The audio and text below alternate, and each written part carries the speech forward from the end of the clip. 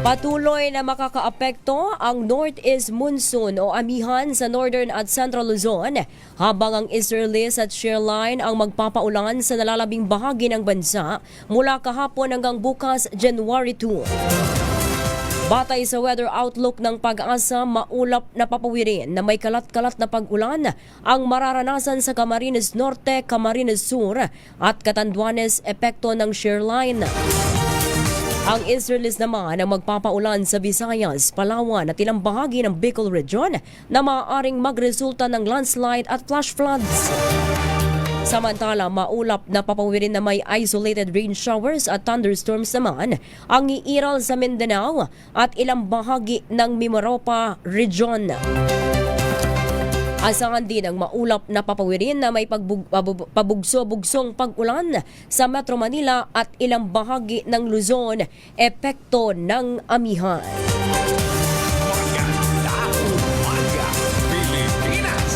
So sa mga nagpaplano pa lang lumabas ngayong January 1, matapos ang pagpupuyat ngayong o kahapon ng December 31 dahil inabangan ang pagsalubong sa bagong taon, asahan pala ang medyo maulan lang naman na kapaligiran dito rin sa Metro Manila at ilang bahagi ng Luzon. Dulot nga po yan ng easterlies at shear line. Sa mga kababayan naman nating may natitira pang mga paputok. Nako dahil medyo maulan ang panahon hanggang bukas ay baka hindi magandang magpaputok ngayon. Yung mga natitira nyong paputok ay siguro itabi nyo na lamang kung maulan sa inyong lugar. Partikular dyan sa Camarines Norte, Camarines Sur, Catanduanes at ilang bahagi ng Bicol Region dahil sa easterlies at shear line nga po yan ay makakaranas nga ng isolated rain showers at thunderstorm. Si Sir Dan Villamia. Sir Dan, Happy New Year!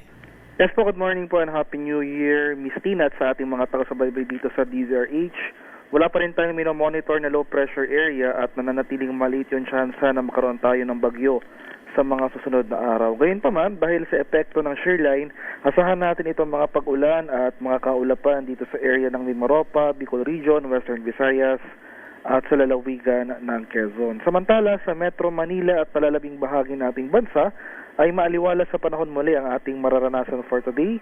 Bahagyang maulap hanggang sa maulap na papawirin, sasamahan lamang yan ng mga usual afternoon to evening ng mga rain showers or thunderstorms.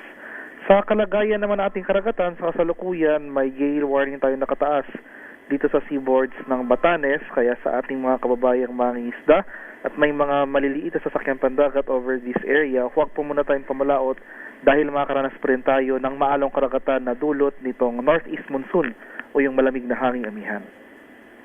Sir Dan, eto raw ang easterlies ay posibleng magpaulan nga o magpapaulan sa Visayas, Palawan at ilang bahagi ng Bicol Region. Gaano kalakas ang posibleng maranasan sa bahagi ng nasabing mga rehiyon? Yes po, so ito pong shear line ay magpapulan nga po dito sa area ng most of southern Luzon and portions of Visayas. So Mimaropa, Bicol Region, Western Visayas at Quezon, asahan po natin yung moderate pa times heavy rains ngayong araw. So nandyan po yung mga chance ng kaulapan at mga kalat-kalat na pagulan.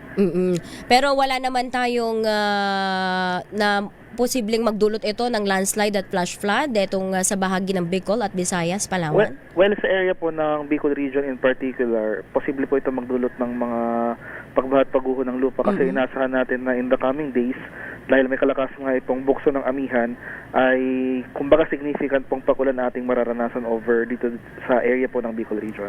Oo, dito naman sa Metro Manila, mga bandang hapon, tanghali po ba itong inaasahang pabugso-bugsong pag-ulan?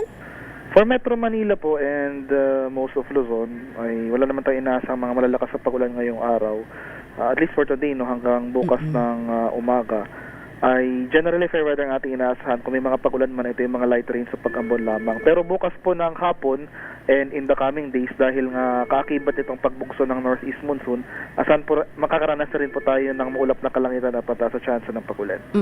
Ngayon po bang dahil unang araw ngayon ng buwan ng Enero, sa buwan ng Enero, ay Meron po ba tayong ilang bagyo ang inaasahan natin ngayong buwan? At yung unang bagyo ba na yan ay pang ilang linggo inaasahang posibleng pumasok kung sakali? Yung initial projection po natin for this month ay 0 to 1, no?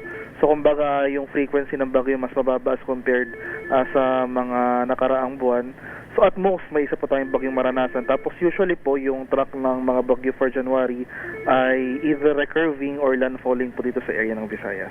Okay, so bandang Visayas sakali is 0 to 1, ibig sabihin mababa ang chance na may karanas tayo ng mas marami pang bagyo ngayong January. So, one at least, no, Sir Don? At most one, yes po. Yes, Okay. po. Maraming salamat, Sir Don Villamil ng Pag-asa. Happy New Year. Thank you po and Happy New Year. Si Sir Don Villamil ng DOST Pag-asa.